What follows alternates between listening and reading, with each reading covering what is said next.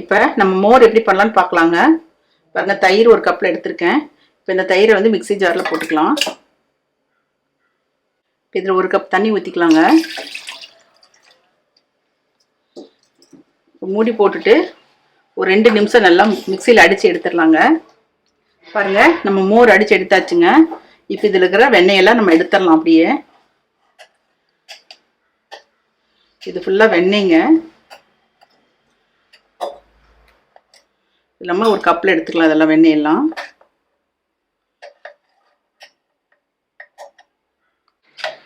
பாருங்கள், வெண்ணெய் எவ்வளோ வந்திருக்குன்னு பாருங்கள். இந்த ஒரு தயிர்லேருந்து நமக்கு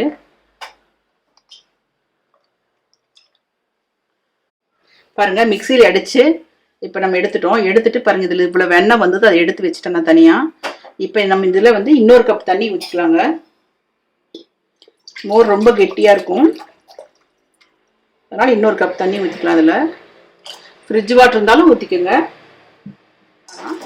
பாருங்கள், ஒரு செம்பு எடுத்துட்டு மோர் ஊற்றிட்டேன். கொஞ்சம் உப்பு போட்டுக்கலாங்க.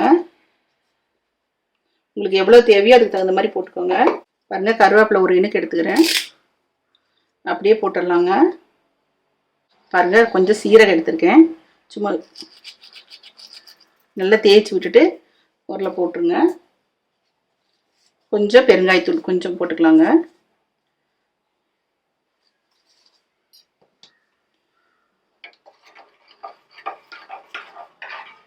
இப்போ குடிக்கிறதுக்கு மோர் ரெடி ஆயிடுச்சுங்க.